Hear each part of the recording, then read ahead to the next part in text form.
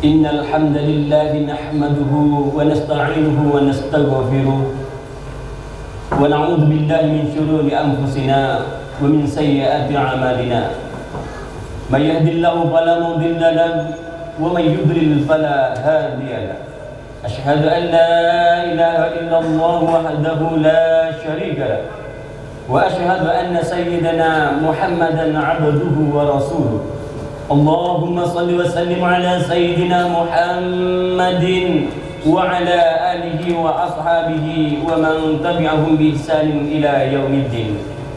أما بعد فيا معاشر المسلمين اتقوا الله. قال الله تعالى يا أيها الذين آمنوا اتقوا الله حق تقاته ولا تموتن إلا وأنتم muslimun. Hadirin jamaah Jumat yang dimuliakan oleh Allah Subhanahu wa taala. Alhamdulillah, rasa syukur yang teramat dalam kehadirat Allah Subhanahu wa taala atas curahan nikmat, karunia dan kasih sayangnya sehingga kita dapat hadir di masjid yang mulia ini dalam keadaan sehat walafiat lahir dan batin. Semoga kehadiran kita ini semakin menambah keimanan dan ketakwaan kita kepada Allah Subhanahu wa taala. Salawat beriring salam semoga selalu tercurah limpahkan kepada baginda junjungan Islam Nabi Muhammad sallallahu alaihi wasallam yang menjadi teladan umat manusia dan sangat sayang kepada umatnya. Mudah-mudahan kita semua mendapatkan syafaatnya di akhirat nanti. Amin ya rabbal alamin. Mengawali khutbah singkat pada kesempatan ini, saya berwasiat kepada diri pribadi dan kepada seluruh jamaah sekalian, marilah kita bertakwa kepada Allah Subhanahu wa taala dengan sebenar-benarnya takwa, yaitu melaksanakan semua perintah Allah dan menjauhi segala larangan-larangannya. Hadirin jamaah Jumat yang dimuliakan oleh Allah Subhanahu wa taala. Sebagai seorang mukmin sejati, hendaknya kita menjauhi maksiat apapun bentuknya dan bagaimanapun kadarnya. Karena sesungguhnya segala kemaksiatan baik yang kecil maupun yang besar itu memiliki dampak buruk bagi pelakunya, baik di dunia maupun di akhirat. Di antara dampak buruk kemaksiatan yang bisa dirasakan oleh pelakunya di dunia ini adalah: pertama, sebab sulit masuknya ilmu. Ilmu adalah awal dari setiap kebaikan. Seorang tidak mungkin beramal dengan benar kecuali setelah ia mengetahui ilmunya. Orang yang hanya mengandalkan niat yang baik dalam beramal tanpa ilmu yang benar, dia akan lebih sering terjatuh ke dalam kesalahan. Orang yang hanya bermodalkan semangat tanpa ilmu, dia akan lebih mudah mengikuti subhat daripada mengikuti ayat. Karena agama ini dibangun di atas ilmu, bukan di atas akal.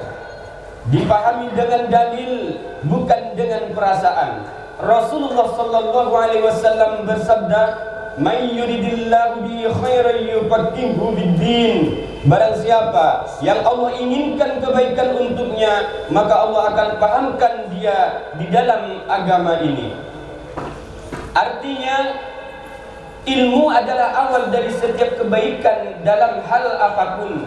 Dan ilmu yang merupakan awal dari setiap kebaikan ini, kita bisa terhalangi untuk mendapatkan karena dosa kita. Ingat kisah Imam Asy-Syafi'i yang mengalami masa-masa sulit dalam menghafal dan mendapatkan ilmu karena secara tidak sengaja melihat bagian kaki seorang wanita. Kedua, sebab terhalangnya rezeki. Sebagaimana ketaatan bisa menjadi sebab datangnya rezeki, demikian juga kemaksiatan bisa menjadi sebab terhalangnya pelakunya dari mendapatkan rezeki. Allah Subhanahu wa taala berfirman, "Man 'amila shalihan min dzakarin aw untha wa huwa mu'minun falanuhyiyannahu hayatan thayyibatan wa lanajziyannahu لنجزينهم أجرهم بأحسن ما كانوا يعملون. Barang siapa yang mengerjakan amal saleh, baik laki-laki maupun perempuan dalam keadaan beriman, maka sesungguhnya akan kami berikan kepadanya kehidupan yang baik, dan sesungguhnya akan kami beri balasan kepada mereka dengan pahala yang lebih baik dari apa yang telah mereka kerjakan. Adapun orang yang senang melakukan kemaksiatan, dia tidak akan mendapatkan kehidupan yang baik. Berapapun harta yang dia miliki, maka dia tetap tidak akan bisa merasakan kehidupan yang baik. Dia tidak akan merasakan ketenangan, dan hatinya selalu tidak puas karena dosanya akan menghalanginya untuk mendapatkan itu semua. Oleh karena itu, barang siapa yang sudah kerja keras banting tulang dan peras keringat siang malam, namun tetap juga tidak mendapatkan kehidupan yang baik, hendaknya ia introspeksi diri. Yang salah bukan gajinya, yang salah bukan pada kerja kerasnya, namun yang salah adalah pada amalnya. Mungkin dia telah melakukan kemaksiatan, atau mungkin dia telah menzalimi orang lain. Yang ketiga, sebab terhalangnya berbuat ketaatan kepada Allah Subhanahu wa taala. Kemaksiatan merupakan lawan dari ketaatan.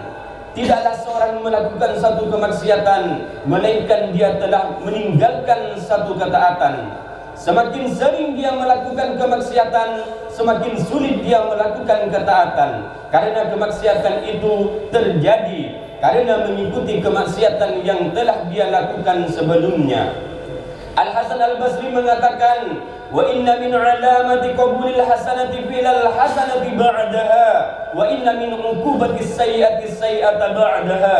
Di antara tanda diterimanya kebaikan seorang, dia akan melakukan kebaikan lagi setelahnya. Dan di antara hukuman bagi kemaksiatan, dia akan dimudahkan melakukan kemaksiatan yang lain setelahnya. Sering kita menyaksikan orang yang saleh, taat dan ikhlas dalam ketaatannya. Dia semakin bertambah kesalehannya dan ketaatannya, karena memang ia merupakan salah satu balasan dari Allah untuk di dunia ini. Allah mudahkan baginya melakukan ketaatan-ketaatan yang lain, sehingga kelak ketaatan-ketaatannya ia bisa mengangkat derajatnya di surga. Sebaliknya juga demikian, kita sering menyaksikan orang yang durhaka kepada Allah dan para pelaku maksiat. Semakin hari semakin besar kedurhakaannya dan semakin mudah dia melakukan kemaksiatan-kemaksiatan lainnya, dan semakin sulit ia dari melakukan kebaikan dan ketaatan. Yang keempat, sebab timbulnya permusuhan. Rasulullah sallallahu alaihi wasallam bersabda, "Walladzi nafsu Muhammadin biyadihi ma tuwaddunani faburriqa bainahuma illa bidzambi yuhdithu ahaduhuma." Demi zat yang jiwa Muhammad berada di tangannya, tidaklah dua orang saling mencintai kemudian keduanya berpisah atau bermusuhan, tidak lagi saling mencintai, melainkan karena dosa yang dilakukan oleh salah satu di antara keduanya. Hadis riwayat Imam Al-Bukhari. Imam Al-Muzani mengatakan, yang artinya, apabila engkau mendapati dari temanmu sikap yang tidak enak, sikap yang dingin, maka hendaknya engkau bertaubat kepada Allah, karena sesungguhnya engkau telah berbuat dosa. Dan apabila engkau mendapatkan dari mereka rasa cinta yang bertambah, maka ketahuilah itu karena ketaatan yang telah engkau lakukan, maka bersyukurlah kepada Allah Subhanahu wa ta'ala. Yang kelima, sebab hancurnya rumah tangga. Kalau saja kemaksiatan itu bisa menyebabkan hancurnya suatu umat yang besar, hancurnya bangsa yang kokoh, apalagi hanya hancurnya sebuah keluarga yang kecil. Berapa banyak rumah tangga yang tadinya baik-baik saja, tapi hancur dengan cepat karena kemaksiatan kecil yang dilakukan oleh salah satu di antara pasangannya. Dan berapa banyak rumah tangga yang awalnya tidak dibangun dengan rasa cinta, tapi pada akhirnya berjalan dengan baik. Kedua-duanya gemar melakukan ketaatan. Sebagian salaf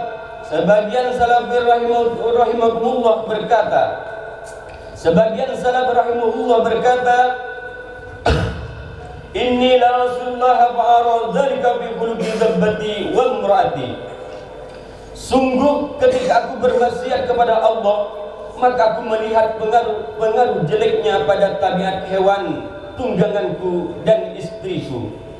Demikianlah khutbah singkat ini. Semoga Allah senantiasa hindarkan kita dari segala bentuk kemaksiatan dan mendekatkan kita menuju ketaatan kepadanya. Amin ya rabbal alamin. Barakallahu li wa lakum fil Qur'anil azim wa nafa'ani wa iyyakum bima fihi minal ayati wa dzikril hakim. Wa astaghfirullahal azim li wa lakum wa li jami'il mu'minina wal mu'minat wal muslimina wal muslimat fastaghfiruhu innahu wal ghafurur rahim.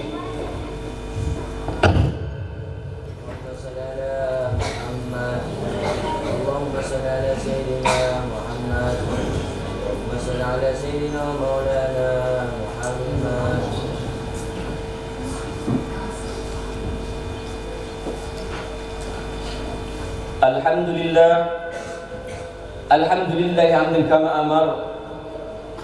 Asyhadu an la ilaha illallah wahdahu la syarika lah, irwaman liman jahada bihi wa kafara. Wa asyhadu anna sayyidina Muhammadan abduhu wa rasuluhu sayyidul khalaiqi wal bashar. Allahumma salli wa sallim ala sayyidina Muhammadin wa ala alihi wa sahbihi mattasalat aynun bi nadhari wa udhunun bi khabar. Amma ba'd, fa ya ma'asyiral muslimin, ittaqullaha ta'ala wa dharul fawahisha ma dhahara minha wa ma batan wa abidu ala ta'ati wa huduril jumu'ati wal jama'ah wa alamu anna Allah amarakum bi amrin bada'a fihi bi nafsi wa thanna bi malaikati qudsi faqala ta'ala wa lam yazal qailan 'alima inna Allah wa malaikatahu yusalluna 'alan nabi ya ayyuhalladzina amanu sallu 'alaihi wa sallimu taslima. Allahumma salli wa sallim ala sayyidina Muhammadin wa ala alihi wa sahbihi ajma'in. Allahumma wardu 'anil khulafa'ir rasyidin alladzina qadaw bil 'adli wa kanu bihi ya'dilun. Sadatina Abi Bakr wa Umar wa Uthman wa Ali wa sa'iri ashabin nabiy ajma'in wa tabi'ina wa man tabi'ahum bi ihsan ila yaumiddin. Amin. Allahumma 'izzil Islam wal muslimin وأعلن كلمتك إلى يوم الدين. اللهم انصر من نصر الدين واخذل من خذل المسلمين. اللهم أهلك اليهود والنصارى والكفرة والمشركين. اللهم آمنا في دورنا وأصلح ولاة أمورنا واجعل اللهم ولايتنا بمن خافك واتقوك. اللهم ادفع عنا الغلاء والوباء والربا والزنا والزلازل والمحن وسوء الفتن ما ظهر منها وما بطن عن بلدنا هذا خاصة وعن سائر بلاد المسلمين العامة يا رب العالمين. اللهم اغفر للمسلمين والمسلمات والمؤمنين والمؤمنات الأحياء منهم والأموات برحمتك يا أرحم الراحمين. معاشر المسلمين رحمكم الله، إن الله يأمر بالعدل والإحسان وإيتاء ذي القربى وينهى عن الفحشاء والمنكر والبغي يعظكم لعلكم تذكرون. واذكروا الله العظيم يذكركم واشكروه على نعمه يزدكم واسألوه من فضله يعطكم ولذكر الله أكبر والله يعلم ما تصنعون.